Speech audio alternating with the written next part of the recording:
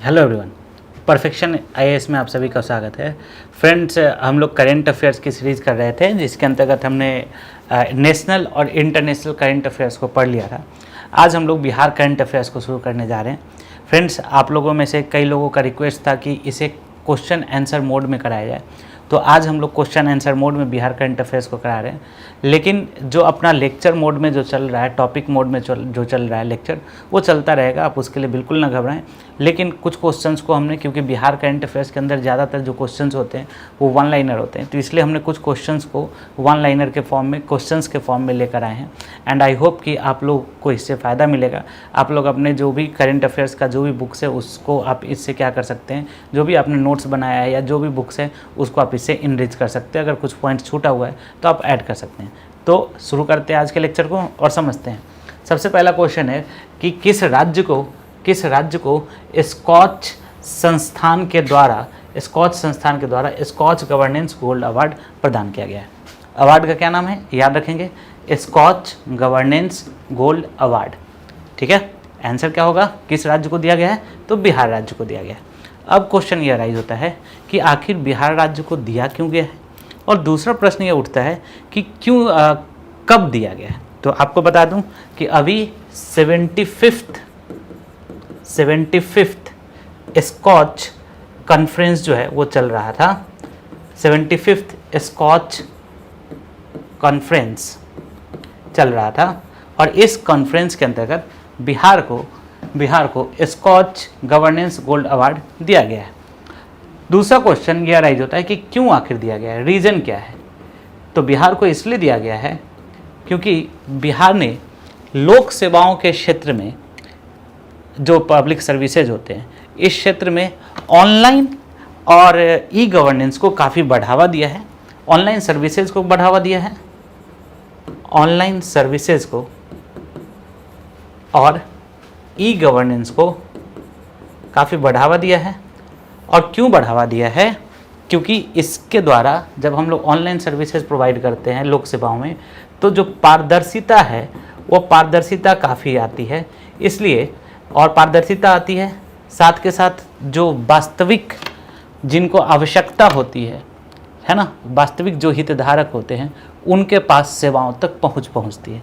इसीलिए जो बिहार सरकार ने काफ़ी ज़्यादा लोक सेवाओं के अंदर ई गवर्नेंस को अप्लाई किया है और उसके प्रॉपर इम्प्लीमेंटेशन के कारण ही बिहार को स्कॉच गवर्नेंस गोल्ड अवार्ड दिया गया है। क्लियर है सभी को। नेक्स्ट टॉपिक की ओर आगे बढ़ते हैं। नेक्स्ट टॉपिक है, बिहार के किस रेलवे स्टेशन का नाम बदलकर ब्रह्मेश्वर रेलवे स्टेशन कर दिया गया है। तो आपको बता दूं कि सबसे पहले तो इसका जो आंसर होगा वो होगा कि रघुनाथ रेलवे स्टेशन। और ये है क्या, कहाँ पे है, और इसके बारे में कुछ फैक्ट्स हम लोग समझते हैं। सबसे पहली बात अगर हम लोग देखेंगे तो ये जो रघुनाथ रेलवे स्टेशन है ये है कहाँ पे, तो ये है बक्सर में। कहाँ पे है, बक्सर में। दूसरा पॉइंट समझेंगे कि क्यों किया गया है। तो यहाँ पर एक मंदिर है जिस मंदिर को हम लोग क्या कहते हैं, ब्रह्मेश्वर मंदिर कहते हैं। मान्यता है, मंदिर का नाम है ब्रह्मेश्वर मंदिर, है ना, ब्रह्मेश्वर मंदिर। और मान्यता है कि ये जो मंदिर है, ये मंदिर ब्रह्मा भगवान के द्वारा शिव जी के लिए बनाया गया था, ब्रह्मा भगवान के द्वारा बनाया गया था। और ये एक शिव मंदिर है और इस मंदिर में शिव मंदिर है और इस मंदिर में आप देखेंगे कि काफ़ी ज़्यादा सावन के समय काफ़ी ज़्यादा पूजा होता है। तो इसलिए इस मंदिर के रिस्पेक्ट में, इस मंदिर के कारण इस जो रघुनाथ रेलवे स्टेशन जो बक्सर में है उसका नाम क्या रखा गया है, बक्सर में उसका नाम ब्रह्मेश्वर रेलवे स्टेशन कर दिया गया है। ठीक है, और यह जो है ब्रह्मपुर, बक्सर स्थित ब्रह्मपुर प्रखंड में है, तो ये आपको याद रखना चाहिए।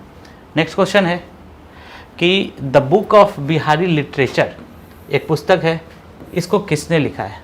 पुस्तक का नाम है the book of Bihari literature. तो आपको मैं इसका आंसर बता दूं कि ये जो पुस्तक है ये पुस्तक अभय कुमार के द्वारा लिखी गई है। बुक का क्या नाम है, the book of Bihari literature. और ये जो है बेसिकली ये जो बुक है ये कई सारे लेक्चर्स का, पोएम्स का, लेक्चर्स नहीं बोलेंगे, पोएम्स का, स्टोरीज़ का कलेक्शन है जो कि किसके द्वारा लिखा गया है, जो कि किसी भी समय में जो बिहार में रह रहे लोग हैं उन लोगों के द्वारा लिखा गया है। आज के समय के नहीं, पुराने समय में भी, एंशियंट टाइम में भी जो लोग बिहार में रह रहे थे उनके द्वारा लिखा गया बुक, जो भी कहानियाँ हैं या कविताएँ हैं, उन सभी का कलेक्शन है, जिसे हम लोग क्या कहते हैं, the book of Bihari literature कहते हैं। ठीक है, याद रहेगा सभी को, है ना। और इसे आप देखेंगे तो ये जो कविताएं हैं या कहानियां हैं, ये बिहार के लोकल लैंग्वेजेस में, बिहार के जो लैंग्वेजेस हैं उसमें लिखे गए थे, है ना। जैसे कि अंगिका में, बज्जिका में, ये सारे पहले से अंगिका में लिखा हुआ था, है ना, या फिर वज्जिका में लिखा हुआ था, मैथिली में लिखा हुआ था, और उन सभी को, वज्जिका मैथिली में लिखा गया था, और उन सभी को इंग्लिश में ट्रांसलेट किया गया है, इंग्लिश में ट्रांसलेट किया गया है। ठीक है, जिसे क्या कहते हैं हम लोग, the book of Bihari literature कहते हैं। ठीक है, तो बुक ऑफ बिहारी लिटरेचर क्या है, एक जितने भी पोएम्स हैं बिहारियों के द्वारा लिखा गया, या फिर स्टोरीज़ हैं, कहानियाँ हैं, इन सभी का क्या है, ये कलेक्शन है। ठीक है, इन सभी का कलेक्शन है, और इसको कन्वर्ट किया गया है किस में, इंग्लिश में। किसके द्वारा लिखा गया है, अभय कुमार के द्वारा लॉन्च किया गया है। इसे लॉन्च किया गया है मिनिस्टर ऑफ इंडस्ट्री, है ना, minister of industry Sameer Kumar Mahaseth के द्वारा, minister of industry Sameer Kumar Mahaseth के द्वारा इसे लॉन्च किया गया है, समीर कुमार महासेठ के द्वारा इसे लॉन्च किया गया है during the grand trunk road initiative. ठीक है, 3.0 उस समय इसको क्या किया गया, लॉन्च किया गया। ठीक है, तो 3 बातें हो गई। पहला जो था वो क्या था कि स्कॉच संस्थान के द्वारा स्कॉच गवर्नेंस गोल्ड अवार्ड, दूसरा ब्रह्मेश्वर रेलवे, और तीसरा the book of Bihari literature. Next question है कि बिहार की किस महिला ने अफ्रीकी महाद्वीप के सबसे ऊंचे पर्वत किलिमंजारो पर पहुंचकर वर्ल्ड रिकॉर्ड कायम किया है। तो आपको बता दूं कि ये जो किलिमंजारो है, ये किलिमंजारो पर अभी जो चढ़ने वाली महिला हैं उनका नाम है लक्ष्मी झा। ये बेसिकली सहरसा के बनगांव से बिलोंग करती हैं, सहरसा के बनगांव से बिलोंग करती हैं, है ना, बनगांव प्रखंड है वहाँ से बिलोंग करती हैं, और ये अभी किलिमंजारो पर चढ़ी हैं। ठीक है, और 8 मार्च को जो विश्व महिला दिवस है उस दिन ये किलिमंजारो का इन्होंने फतह किया और वहाँ पर तिरंगे झंडे को लहराया। ठीक है, आगे बढ़ते हैं नेक्स्ट क्वेश्चन की तरफ। नेक्स्ट क्वेश्चन क्या बोलता है कि 8वें नेशनल यूथ एथलेटिक्स चैंपियनशिप में बिहार के किस खिलाड़ी ने डेकाथलॉन प्रतिस्पर्धा में रजत पदक जीता है। ठीक है, तो इसका जो आंसर होगा वो हो जाएगा पीयूष राज। इसमें जो आपको देखेंगे कि जो भी खेल से संबंधित क्वेश्चंस हैं उसमें बस फैक्ट आपको याद रखना है, ज़्यादा कुछ होता नहीं है। नेक्स्ट क्वेश्चन की तरफ है कि 28 फरवरी से 1 मार्च के बीच बिहार में 2 दिवसीय बाजरा महोत्सव का आयोजन कहाँ किया गया था। तो इसका आयोजन जो है वो भोजपुर में किया गया। आपको पता होगा कि ये जो वर्ष है 2023 का जो वर्ष है, इसे हम लोग क्या कहते हैं, ये जो है 2023 का जो वर्ष है ये अंतर्राष्ट्रीय वर्ष सुनिश्चित किया गया है, सुरक्षित किया, अंतर्राष्ट्रीय वर्ष सुनिश्चित किया गया है किसके लिए, बाजरा के लिए। ठीक है, इसको हम लोग क्या बोलते हैं, यूएन ने इसको क्या डिक्लेयर किया है, इंटरनेशनल ईयर ऑफ मिलेट। ठीक है, तो इसके लिए बाजरा के लिए क्या अंतर्राष्ट्रीय वर्ष इसे घोषित किया है, जिस कारण से क्या होता है कि इससे संबंधित कई सारे महोत्सव मनाए जा रहे हैं। तो इस महोत्सव का जो बाजरा महोत्सव है, ये बाजरा महोत्सव किया गया, कहाँ पे अपनाया गया, कहाँ पे चलाया गया, तो वो भोजपुर में, बिहार के भोजपुर में चलाया गया है। तो ये फैक्ट आपको याद रखना चाहिए। नेक्स्ट आगे बढ़ते हैं। नेक्स्ट क्वेश्चन है कि 250 मेगावाट क्षमता वाला कजरा सोलर पावर प्लांट बिहार के किस जिले में स्थित है, जिसका निर्माण कार्य क्या है, प्रारंभ हो चुका है। तो सबसे पहली बात तो कजरा सोलर पावर प्लांट की क्षमता कितनी है, क्वेश्चन में ये एक आंसर छिपा हुआ है कि इसकी क्षमता कितनी है, तो 250 मेगावाट है। ठीक है, और इसका निर्माण कार्य जो है वो प्रारंभ हो चुका है। तो आप पहले तो इसकी बात मैं बता दूं कि इसका जो आंसर होगा वो आंसर होगा लखीसराय में। ठीक है, और इसे जो बनाया जा रहा है वो किस परियोजना के अंतर्गत बनाया जा रहा है, जल जीवन हरियाली जल जीवन हरियाली परियोजना के अंतर्गत इसे चलाया जा रहा है। जल जीवन हरियाली परियोजना के अंतर्गत इसे चलाया जा रहा है। तो वही बोल रहा है कि 250 मेगावाट क्षमता का है और नाम क्या है, कजरा सोलर पावर प्लांट। आगे बढ़ते हैं। बिहार में गणतंत्र दिवस के अवसर पर किस योजना की शुरुआत की गई? तो पहले तो इसका आंसर होगा घर घर पार्सल योजना। योजना का क्या नाम है, घर घर पार्सल योजना। अब ये है क्या, सोच समझते हैं। ये परियोजना जो है, ये परियोजना की शुरुआत जो है वो भारतीय रेलवे के द्वारा और डाक विभाग के द्वारा, इन दोनों के द्वारा संयुक्त रूप से खोला गया है। भारतीय रेलवे और डाक विभाग के द्वारा इस परियोजना की शुरुआत संयुक्त रूप से की गई है। ठीक है।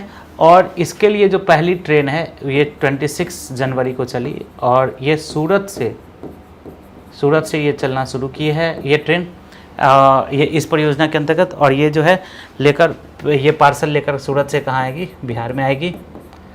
दूसरा पॉइंट, तो पहली बात कि ये घर घर पार्सल योजना किसकी योजना है, भारतीय रेलवे और डाक विभाग की परियोजना है। कब चल रहा है, शुरुआत कब किया गया, तो ये तो लिखा ही हुआ है कि गणतंत्र दिवस के अवसर पर। और पहला जो पार्सल ट्रेन है वो कब से कहाँ से चला, सूरत से चलकर बिहार है क्या इसमें। तो जो पार्सल हैं वो पार्सल अब प्रत्येक व्यापारी, छोटे व्यापारी या घर से उसको उन पार्सल्स को कलेक्ट किया जाएगा। पहले क्या होता था, आपको पार्सल को जाकर जमा करना होता था, लेकिन अब इसमें क्या है कि पार्सल्स जो हैं आपके, उन पार्सल्स को घर घर से क्या किया जाएगा, कलेक्ट किया जाएगा, घर घर से कलेक्ट किया जाएगा। तो ये बड़ा अच्छा योजना है कि आपको अब जाना नहीं है पार्सल्स को जमा करने। ठीक है, पार्सल्स को कलेक्ट किया जाएगा और आप घर बैठे उन पार्सल्स को क्या कर सकते हैं, बुक कर सकते हैं। एक पोस्टमैन आएगा जो कि पार्सल्स को कलेक्ट करेगा और पार्सल्स को कलेक्ट करके रेलवे तक पहुँचाएगा। पार्सल्स को कलेक्ट करके कहाँ तक पहुँचाएगा, रेलवे तक पहुँचाएगा। तो इस परियोजना का क्या नाम है, घर घर पार्सल योजना। नेक्स्ट आगे बढ़ते हैं। नेक्स्ट है मदुरई तमिलनाडु में आयोजित फेडरेशन कप कबड्डी चैंपियनशिप में बिहार की महिला टीम को कौन सा स्थान मिला है? तो ये तीसरा स्थान है, इसमें ज़्यादा कुछ नहीं है। नेक्स्ट है बिहार शहरी अवसंरचना विकास निगम ने नमामि गंगे योजना के तहत राज्य के कितने शहरों में भूगर्भ जल को स्वच्छ करने के लिए निर्णय लिया है? पहला तो समझेंगे भूगर्भ जल को स्वच्छ करने के लिए, है ना। भूगर्भ का जो जल है वो भी क्या हो रहा है, कई कारणों से प्रदूषित हो रहा है। तो पहले तो इसके आंसर को समझ लेंगे कि 78 शहरों में इसको किया गया है। अभी तक क्या होता था, इस कॉन्सेप्ट को समझते हैं कि क्या बोल रहा है कि नमामि गंगे योजना के तहत राज्य के शहरों के भूगर्भ जल को स्वच्छ करना। तो कैसे स्वच्छ होगा, इस बात को समझते हैं। जो पहले क्या होता था कि जो सेप्टिक टैंक होता था, उन सेप्टिक टैंक को क्या करने का, छोटे शहरों के जो सेप्टिक टैंक होते थे उसको डायरेक्ट नालियों में क्या कर दिया जाता था, बहा दिया जाता था। ठीक है, तो जो सेप्टिक टैंक थे उनको क्या किया जाता था, नालियों में बहा दिया जाता था। लेकिन अब क्या होगा, इन सेप्टिक टैंक का क्या किया जाएगा, परिशोधन किया जाएगा। ठीक है, और इसके लिए अपशिष्ट शोधन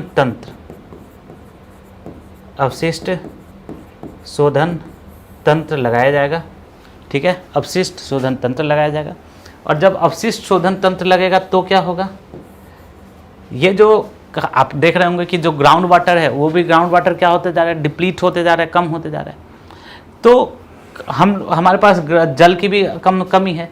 तो जब अपशिष्ट शोधन तंत्र करेंगे तो जो अपशिष्ट का शोधन होगा वो क्या होगा, खाद के रूप में, है ना, जैविक खाद के रूप में यूज हो जाएगा। और अपशिष्ट जो शोधक होगा वो जैविक खाद के रूप में यूज हो जाएगा। और जो जल है उस जल से हम लोग क्या कर पाएंगे, सिंचाई कर पाएंगे। उस जल से हम लोग क्या कर पाएंगे, सिंचाई कर। तो दोनों ही काम जो है, दोनों ही काम हो पाएगा। तो इसके लिए 78 शहरों को चुना गया है, छोटे छोटे शहरों को चुना गया है। और ये जो है बिहार शहरी अवसंरचना विकास निगम के द्वारा किया जा रहा है। तो बहुत इंपॉर्टेंट क्वेश्चन है, इसको आप लोग ध्यान में रखेंगे।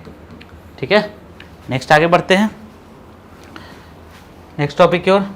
नेक्स्ट टॉपिक है कि हाई कोर्ट के चीफ जस्टिस कौन है? तो कृष्णन विनोद चंद्रन, आप लोग को पता ही होगा, ये बहुत इंपॉर्टेंट नहीं है। नेक्स्ट है कि बिहार के किस जिला के सिकंदरपुर औद्योगिक क्षेत्र में बिहार का पहला फल और सब्जी के लिए निर्यात सेंटर बनाया जाएगा? ठीक है। निर्यात सेंटर का मतलब क्या है कि वहाँ से लोग जाकर क्या एक कलेक्शन सेंटर होगा, वहाँ से लोग जाकर क्या करेंगे, खरीदेंगे। तो ये तो पहले समझ लो कि फल, पहला क्वेश्चन क्या बनता है कि बिहार का पहला फल और सब्जी निर्यात सेंटर कहाँ पे लगाया जा रहा है, तो समझ लो सिकंदरपुर औद्योगिक क्षेत्र में, है ना। क्वेश्चन में ही एक आंसर है कि बिहार का पहला फल और सब्जी निर्यात सेंटर कहाँ पे बनाया जा रहा है, तो सिकंदरपुर औद्योगिक क्षेत्र में। और ये है सिकंदरपुर औद्योगिक क्षेत्र कहाँ का, तो आपको याद रखना कि ये पटना का है। नेक्स्ट क्वेश्चन की बात करें, वैभवगिरी पर्वत, तो ये तो पता ही होगा कि वैभवगिरी पर्वत जो है वो राजगीर के अंदर है, नालंदा का पार्ट है। नेक्स्ट है नेशनल यूथ गेम्स के 5वें संस्करण में बिहार को कुल कितने पदक मिले, टोटल 7 मिला है, ठीक है। 1 गोल्ड और 1 सिल्वर और 5 जो है वो ब्रॉन्ज, ठीक है। गोल्ड, सिल्वर और ब्रॉन्ज, तो टोटल कितना हो गया, 7 हो गया, ठीक है। तो 5वें संस्करण में बिहार ने कितने पदक जीते, तो टोटल 7। नेक्स्ट है न्यूजीलैंड के ऑकलैंड में आयोजित कॉमनवेल्थ पावर लिफ्टिंग चैंपियनशिप में सुधा कुमारी ने 4 गोल्ड तथा 1 सिल्वर पदक जीता। ये बिहार के किस जिले की रहने वाली हैं, ठीक है। तो ये जो सुधा कुमारी हैं, ये जो है पटना की रहने वाली हैं और वर्तमान में जल संसाधन विभाग में कार्यरत हैं, ठीक है। तो याद रखेंगे, नाम क्या है इनका, सुधा कुमारी, और ये ऑकलैंड में आयोजित, न्यूजीलैंड के ऑकलैंड में आयोजित कॉमनवेल्थ पावर लिफ्टिंग चैंपियनशिप में इन्होंने प्राइज जीता है, ठीक है। नेक्स्ट क्वेश्चन क्या बोलता है कि न्यूजीलैंड में आयोजित कॉमनवेल्थ लिफ्टिंग में बिहार की बेटी कृति राज सिंह ने कितने स्वर्ण पदक जीतकर बिहार का नाम रोशन किया है, ठीक है। तो इन्हें टोटल 6 स्वर्ण पदक मिला है, और ये जो स्वर्ण पदक मिला है 57 kg सब जूनियर, 57 kg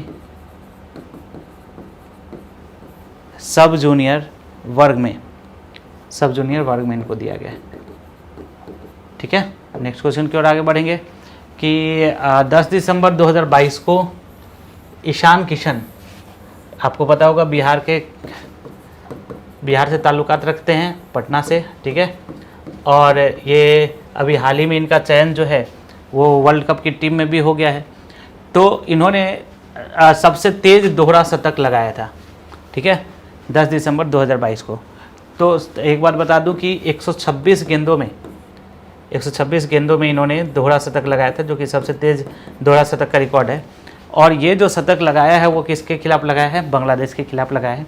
और ये विकेट कीपर बैट्समैन हैं, ठीक है। तो याद रखना है इसको।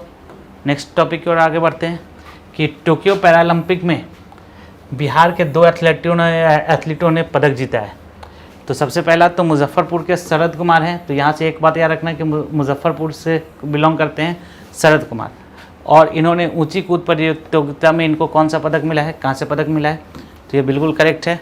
दूसरा है वैशाली के हैं प्रमोद भगत, तो ये भी बिल्कुल सही है कि ये प्रमोद भगत जो है वो कहाँ से बिलोंग करते हैं, वैशाली से, और इन्हें बैडमिंटन में स्वर्ण पदक मिला है, तो ये भी सही है।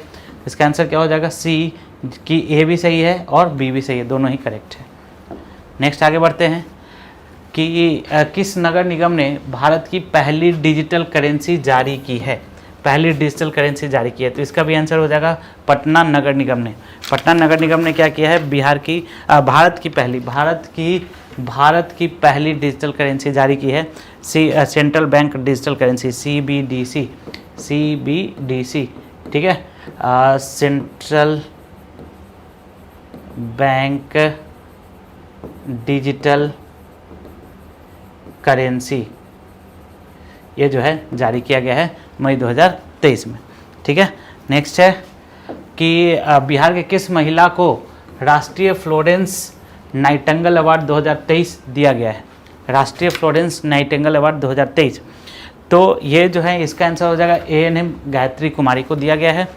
ये जो है सब हेल्थ सेंटर अभी वर्तमान में सब हेल्थ सेंटर कहाँ पे, गवई विलेज में सब हेल्थ सेंटर गवई विलेज में और ये कौन से डिस्ट्रिक्ट में है, तो शेखपुरा डिस्ट्रिक्ट में, शेखपुरा डिस्ट्रिक्ट में, गवई ज़िले में शेखपुरा डिस्ट्रिक्ट में ये पोस्टेड हैं। और ये जो है फ्लोरेंस नाइटिंगेल अवार्ड इनको दिया गया है।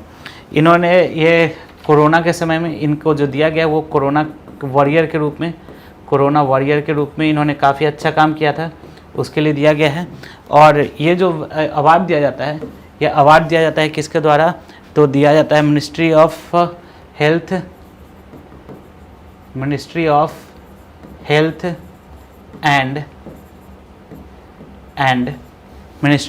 एंड फैमिली वेलफेयर के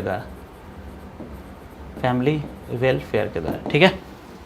नेक्स्ट टॉपिक की ओर आगे बढ़ेंगे और नेक्स्ट क्वेश्चन जो बोलता है कि मार्च 2023 में एक रिपोर्ट जारी की गई है ना, और उस रिपोर्ट में कौन सा राज्य सबसे अधिक सूक्ष्म उधार लेने वाला राज्य बन गया है, तो इसका आंसर जो है वो है बिहार। और आपको बता दें कि बिहार, जिस रिपोर्ट के अनुसार बिहार अब सबसे ज़्यादा जो माइक्रो फाइनेंस है उस माइक्रो फाइनेंस को लेने वाला राज्य बन गया है। बिहार का जो टोटल माइक्रो फाइनेंस है ये है लगभग 48,900 करोड़ रुपया।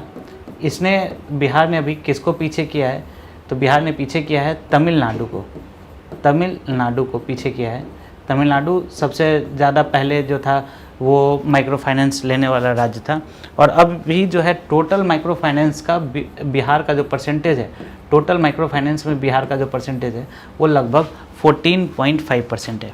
तो यहाँ पर 3 क्वेश्चन बनते हैं। पहला क्वेश्चन क्या कि सबसे ज़्यादा माइक्रो फाइनेंस लेने वाला राज्य कौन है रिपोर्ट के अनुसार, तो बिहार। पहले कौन था, तमिलनाडु। बिहार ने किसको पीछे किया, तमिलनाडु को। बिहार का टोटल माइक्रो फाइनेंस कितने रुपए का है, तो 48,900 करोड़ रुपए का। और जो टोटल माइक्रो फाइनेंस है बिहार इंडिया का, उसमें बिहार की हिस्सेदारी कितनी है, तो वो लगभग है 14.5%। नेक्स्ट क्वेश्चन की ओर आगे बढ़ेंगे। नेक्स्ट क्वेश्चन है कि बिहार का चौथा कृषि रोड मैप कब से कब तक लागू किया गया है। अभी आपने सुना होगा कि बिहार का 4th agriculture road map start किया गया है और इस रोड मैप के कई सारे टूल्स हैं। पहले तो इसका जो आंसर है वो 1 अप्रैल से स्टार्ट हुआ है, पता होगा आप लोग को, ठीक है। और इसके जो टूल्स हैं वो क्या क्या हैं, सो समझते हैं कि इसके टूल्स क्या क्या हैं, कि इस कृषि रोड मैप के अंदर क्या क्या बातें की गई हैं। तो जो सबसे पहला बात है वो किस चीज़ का किया गया है, क्रॉप डाइवर्सिफिकेशन की बात की गई, ठीक है। सबसे पहली बात किस चीज़ की गई है, फसल विविधीकरण। अभी जो पहले जो था वो उत्पादन बढ़ाने के ऊपर चर्चा की गई थी। अब जो है इसका सबसे पहला जो पिलर है वो क्या है, क्रॉप डाइवर्सिफिकेशन, फसल विविधीकरण। सबसे पहला क्या है, क्रॉप डाइवर्सिफिकेशन। दूसरा जो है इसके अलावा डोर स्टेप डिलीवरी ऑफ क्या बोलते हैं वेटनरीज हैं, उसका डोर स्टेप डिलीवरी करना है, घर घर तक उसको पहुंच करना है, ठीक है। हायर फूड ग्रेन्स प्रोडक्शन, जिसमें प्रोडक्शन ज़्यादा से ज़्यादा हो, ठीक है। एंड बेटर एग्रीकल्चर मार्केटिंग, ठीक है, एग्री मार्केटिंग, इन सभी की बातें जो है इसमें की गई है, ठीक है। तो इसके जो टूल्स हैं, क्रॉप डाइवर्सिफिकेशन, एग्रीकल्चर मार्केटिंग, मतलब कि अब बेसिक प्रोडक्शन से ऊपर उठकर अब इसके देखो क्या होता है कि किसानों को अगर लाभ नहीं मिल पाता है तो उसके पीछे सिर्फ कृषि का उत्पादन ही जिम्मेवार नहीं होता है। इसके अलावा भी कई सारे टूल्स हैं, जैसे कि कृषि के उत्पादों का अगर एक्चुअल मार्केटिंग न किया जाए तो भी किसानों को फ़ायदा नहीं होगा, ठीक है। अगर उसका सही तरीके से स्टोरेज न किया जाए तो भी नहीं होगा। क्रॉप का सही तरीके से डाइवर्सिफिकेशन नहीं किया जाए, विविधीकरण नहीं किया जाए तो भी किसानों को फ़ायदा नहीं होगा। तो अब जो है सिर्फ प्रोडक्शन से ऊपर उठकर कई सारे जो अलग अलग डायमेंशंस हैं उन डायमेंशंस के ऊपर भी बात की जाएगी 4th एग्रीकल्चर रोड मैप में, ठीक है। नेक्स्ट टॉपिक की ओर बात करते हैं। तो ये तो पता ही होगा, इसमें तो कुछ नहीं है। नेक्स्ट है कोकून बैंक। कोकून बैंक के एस्टैब्लिशमेंट क्यों किया जाता है, तो आपको पता होगा रेशम के उत्पादन के लिए, और रेशम के उत्पादन के लिए कोकून बैंक बनाया जाता है। और ये जो है रिसेंटली कहाँ पे बनाया गया है, तो बांका में बनाया गया है। ये भी फैक्चुअल क्वेश्चन है। नेक्स्ट है ये तो पहले से पता ही है कि विदेशी पर्यटकों को आकर्षित करने वाले राज्यों में बिहार का स्थान है। तो अभी विदेशी पर्यटक को बिहार में अभी टॉप 10 में बिहार आया है। बिहार का जो पोजीशन है वो 9th है, ठीक है। बिहार का जो पोजीशन है वो क्या है, 9th है। विदेशी पर्यटक बिहार में सबसे पहले तो क्यों आते हैं और क्या क्या इससे संबंधित फैक्ट्स हैं, इन सब की बात कर लेते हैं। सबसे ज़्यादा जो फर्स्ट पोजीशन है वो किसका है, महाराष्ट्र का। सबसे ज़्यादा अगर विदेशी पर्यटक कहीं आते हैं तो कहाँ पे आते हैं, महाराष्ट्र में आते हैं सबसे ज़्यादा। उसके बाद तमिलनाडु में है सेकेंड पोजीशन, और बिहार का तमिलनाडु में है, और बिहार का जो पोजीशन है वो क्या है, 9th है। तो बिहार में क्यों विदेशी पर्यटक ज़्यादा आते हैं और कैसे क्या क्या है इसके पीछे का रीज़न समझ लो। तो बिहार क्या है कि बुद्ध से संबंधित, बौद्ध धर्म से संबंधित कई सारे यहाँ पर स्थल हैं।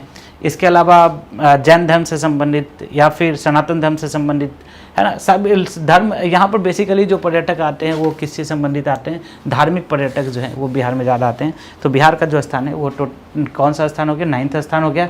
और भारत में जितने पर्यटक आते हैं उसमें लगभग 4.3% पर्यटक, 4.3% पर्यटक जो हैं वो बिहार में आते हैं। कौन से पर्यटक की बात कर रहा हूँ मैं, विदेशी पर्यटक की बात कर रहा हूँ। तो ये इंपॉर्टेंट क्वेश्चन है, इसको भी आप लोग ध्यान में रखेंगे, ये इंपॉर्टेंट क्वेश्चन है। नेक्स्ट क्वेश्चन की बात करते हैं, नेक्स्ट टॉपिक की ओर आगे बढ़ते हैं। तो नेक्स्ट टॉपिक क्या बोलता है कि 20 जून 2023 से बिहार के किस जिले के कैथवालिया में विराट रामायण मंदिर के निर्माण कार्य की शुरुआत की गई है। तो यहाँ पर सबसे पहले तो क्वेश्चन समझेंगे कि विराट रामायण मंदिर काफ़ी न्यूज़ में रहता है। ये है कहाँ पे शुरुआत किया गया है, कैथवालिया में। ये है कौन से प्रखंड में, कैथवालिया जो है कहाँ पे, सो मैं बता दूँ ये केसरिया प्रखंड में है। और ये केसरिया कौन से ज़िले में है, तो ये पूर्वी चंपारण। कौन से ज़िले में है, पूर्वी चंपारण में।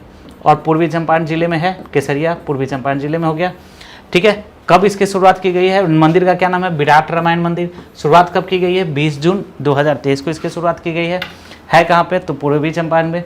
और इसमें जो है विश्व के सबसे बड़े शिवलिंग की स्थापना की बात की गई है। विश्व के सबसे बड़े शिवलिंग की स्थापना की बात की गई है, सबसे बड़े शिवलिंग की स्थापना, है ना। और इसके अलावा आप देखेंगे तो इसकी जो ये बहुत बड़ा मंदिर है, विराट रामायण मंदिर इसका नाम ही है। और देखेंगे तो इसकी जो ऊंचाई है, वो लगभग ऊंचाई जो है 270 फीट है ना, 270 फीट। उसके बाद इसकी लंबाई देखेंगे, ऊंचाई 270 फीट, इसकी जो लंबाई है वो आप देखेंगे कि 1080 फीट है, 1080 फीट। और इसकी जो चौड़ाई आप लोग देखेंगे तो इट इज़ 540 फीट, ठीक है। तो काफ़ी लंबा चौड़ा विस्तृत ये मंदिर है, याद रखेंगे। इसे 2025 तक टारगेट रखा गया है कि 2025 तक इसको कंप्लीट किया जाएगा। टारगेट है कि इसको 2025 तक पूरा किया जाएगा। और आप एक और बात देखेंगे कि इसकी संरचना जो है, जो अंकोर वाट के अंदर जो मंदिर है उसकी तर्ज पर इसे बनाया जाएगा। कंबोडिया का अंकोर वाट मंदिर जो है उसकी तर्ज पर इसे बनाया जाएगा। तो याद रखेंगे मंदिर की शुरुआत की गई है 20 जून 2023 से। है कहाँ पे, कैथवालिया में। कैथवालिया है कहाँ पे, केसरिया प्रखंड में। और केसरिया प्रखंड कहाँ पे है, पूर्वी चंपारण में, ठीक है। ये यहाँ पर विश्व का सबसे बड़ा शिवलिंग का निर्माण किया जाएगा। ऊंचाई आपने देख ही लिया है, ऊंचाई लंबाई चौड़ाई विस्तृत है ये। और इसे 2025 तक पूरा करने का टारगेट है और इसे अंकोर वाट मंदिर की तर्ज पर बनाया गया है। नेक्स्ट क्वेश्चन है कि राष्ट्रीय हरित प्राधिकरण एनजीटी ने बिहार में बहने वाली किस नदी को घड़ियाल वन्यजीव अभयारण्य और इको सेंसिटिव जोन घोषित करने का निर्देश बिहार सरकार को दिया है। तो सबसे पहली बात कि ये जो घड़ियाल वन्यजीव अभयारण्य बनाने का निर्देश किसने दिया है, एनजीटी ने। दूसरा, इको सेंसिटिव जोन किसने दिया है, एनजीटी ने। है कौन से नदी के अंदर, तो सोन नदी के अंदर। अब इसके बारे में समझते हैं कि हुआ क्या है। तो देखो आप, ये जो सोन नदी घाटी का क्षेत्र है, यहाँ पर बालू खनन किया जाता है। आप लोग को पता होगा बालू खनन किया जाता है। और जब यहाँ पर बालू खनन होता है, कॉन्सेप्ट समझेंगे, जब यहाँ पर बालू खनन होता है तो जो यहाँ पर स्पीसीज हैं, जैसे कि घड़ियाल हो गया, ठीक है, घड़ियाल हो गया, कछुआ हो गया, इन सभी का क्या होता है, इन सभी का जो हैबिटेट है, इन सभी का जो निवास स्थल है वो क्या होता है, प्रभावित होता है। तो इसके लिए इन जीवों के संरक्षण के लिए इसे इको सेंसिटिव जोन और घड़ियाल वन्यजीव अभयारण्य बनाने की घोषणा की गई है। ये कॉन्सेप्ट और समझेंगे कि ये जो प्राधिकरण है एनजीटी, राष्ट्रीय हरित प्राधिकरण, इसकी जो अध्यक्षता है वो जस्टिस ए के गोयल के द्वारा की गई थी, ठीक है, याद रहेगा सभी को। नेक्स्ट क्वेश्चन की ओर आगे बढ़ते हैं कि किस तिथि को G20 के तहत L20 लेबर 20 सम्मेलन का आयोजन किया गया था। पटना में किया गया था। तो सबसे पहली बात कि लेबर 20 का आयोजन कहाँ पे किया गया? पटना में किया गया। और ये कब से कब तक? 21 से लेकर 23 जून तक इसका आयोजन कहाँ पे किया गया? पटना में किया गया। इसका उद्घाटन राज्यपाल ने किया, उद्घाटन जो है राज्यपाल ने किया है, और इसकी अध्यक्षता राज्यपाल ने किया है, और इसकी जो अध्यक्षता है, ये अध्यक्षता किया है हिरण्मय पांड्या ने, जो कि भारतीय मजदूर संघ के अध्यक्ष हैं। हिरण्मय पांड्या ने, जो कि भारतीय मजदूर संघ के अध्यक्ष, भारतीय मजदूर संघ के अध्यक्ष, याद रहेगा सभी को। नेक्स्ट आगे बढ़ते हैं कि नेक्स्ट जो क्वेश्चन है वो है कि बिहार बढ़कर रहेगा।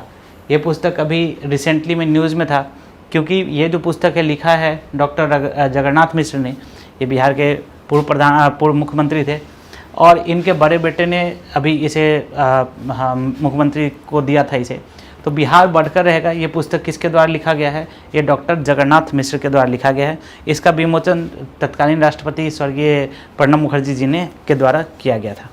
नेक्स्ट क्वेश्चन की ओर आगे बढ़ेंगे कि बिहार के किस जिले में पहले पशु विज्ञान विश्वविद्यालय की आधारशिला रखी गई है? तो ये पटना में है ना। और पटना के अंदर जो पटना विश्वविद्यालय वेटनरी कॉलेज है, वेटनरी कॉलेज है ना, वेटनरी कॉलेज, वहाँ उसी के अंदर जो है इसकी पशु विज्ञान विश्वविद्यालय की आधारशिला रखी गई है। नेक्स्ट है G20 बैठक के दौरान मिथिला पेंटिंग की लाइव डेमो देने के लिए बिहार के किस कलाकार का चयन किया गया था? तो किरण देवी को और संगीता देवी को। इसलिए इसका आंसर जो हो जाएगा, आप नाम याद रखेंगे कौन कौन सा नाम क्या है, किरण देवी और संगीता देवी। इसलिए इसका जो आंसर हो जाएगा वो क्या हो जाएगा? उपयुक्त दोनों हो जाएगा। आपको पता होगा कि ये जो है मिथिला पेंटिंग का डेमो देने के लिए इन दोनों का चयन किया गया है। और ये जो है बेसिकली अगर आप देखेंगे तो भारत मंडपम के बारे में मैंने आपको 2-3 दिन पहले पढ़ाया था, वहाँ से ये इन कार्यक्रम का प्रसारण किया जाएगा। नेक्स्ट है बिहार में कितने जगहों पर खेल विज्ञान केंद्र? तो सबसे पहली बात कि खेल विज्ञान केंद्र होता क्या है? तो खिलाड़ियों को अच्छे तरीके से प्रशिक्षण देने के लिए, वैज्ञानिक तरीके से प्रशिक्षण देने के लिए, उनके कौशल में सुधार के लिए, उनके प्रतिभा में, उनके कौशल में सुधार के लिए, और कौशल में सुधार के लिए, और प्रतिभा में, कौशल में सुधार के लिए, और प्रतिभा में निखार के लिए, है ना, प्रतिभा में निखार के लिए खेल विज्ञान केंद्र की स्थापना की गई है। और टोटल बिहार में 5 खेल विज्ञान केंद्र जो हैं वो खोले जाएंगे। ठीक है, याद रहेगा सभी को। नेक्स्ट क्वेश्चन की ओर आगे बढ़ते हैं। नेक्स्ट क्वेश्चन है कि बिहार के समग्र, इसमें मैंने टिक लगाया था। नेक्स्ट है बिहार के समग्र विकास के लिए राज्य सरकार द्वारा 1 अप्रैल 2023 को चौथा कृषि रोड मैप लागू किया गया था। तो कृषि, ऑब्वियस सी बात है ये कृषि के समग्र विकास के लिए, तो ठीक है। इस अवधि में राज्य सरकार द्वारा कृषि से जुड़े विकास कार्यों पर लगभग 162 लाख करोड़ रुपए जो है वो खर्चे किए जाएंगे। तो 5 साल में, ये भी फैक्ट सही है। और 12 विभागों को इसमें सम्मिलित किया जा रहा है। तो टोटल जो इसका आंसर हो जाएगा वो हो जाएगा 1, 2 और 3। नेक्स्ट क्वेश्चन है कृषि के समग्र विकास के लिए बिहार सरकार पहला कृषि रोड मैप कब शुरू किया गया था? तो आप लोगों को पता होगा 2008 से भारत जो है वो प्रथम कृषि रोड मैप शुरू किया गया था। नेक्स्ट है राष्ट्रीय बहुआयामी गरीबी सूचकांक। याद रखेंगे सभी लोग, राष्ट्रीय बहुआयामी गरीबी सूचकांक से संबंधित निम्नलिखित कथनों पर विचार करना है। ठीक है, तो ये जो है ये शुरू कब किया गया था? तो 17 जुलाई 2023 को नीति आयोग ने दूसरी राष्ट्रीय बहुआयामी निर्धनता सूचकांक जारी की। बिल्कुल सही है। भारत में गरीबी की संख्या में कमी दर्ज की गई है। तो ये भी फैक्ट सही है कि भारत में जो है गरीबी की संख्या में 9.89% जो है कमी दर्ज की गई है। भारत में सबसे ज़्यादा गरीबों की संख्या उत्तर प्रदेश में गिरावट दर्ज की गई, ठीक है, और इसके बाद बिहार का स्थान, ये भी ठीक है। और बिहार में जो है लगभग कितना परसेंट, बिहार में स्पेसिफिक देखें तो ये भी फैक्ट सब याद रखेंगे कि बिहार में लगभग 18.13% जो है गरीबी क्या की गई है, की कमी दर्ज की गई है। और गरीबी से उबरने वाला सबसे अग्रणी जिला जो रहा है वो पूर्वी चंपारण है। तो इस प्रकार अगर आप आंसर देखेंगे तो 1, 2, 3, 4 चारों ही इसका आंसर हो जाएगा। ठीक है, और ये सारा जो रिपोर्ट दिया गया है वो किसके द्वारा दिया, किसके आधार पर दिया गया है? तो याद रखेंगे आप लोग कि राष्ट्रीय परिवार स्वास्थ्य सर्वेक्षण, राष्ट्रीय नेशनल फैमिली हेल्थ सर्वे, राष्ट्रीय परिवार स्वास्थ्य सर्वेक्षण NFHS 5 के द्वारा जो है इस के अकॉर्डिंगली इसको दिया गया है। ठीक है, तो आज हमने लगभग 35 क्वेश्चंस करा है। नेक्स्ट टॉपिक में हम कुछ और क्वेश्चंस और कुछ और टॉपिक्स के साथ आगे बढ़ेंगे। टिल देन आप लोग रिवाइज करते रहिए, पढ़ते रहिए। Thank you.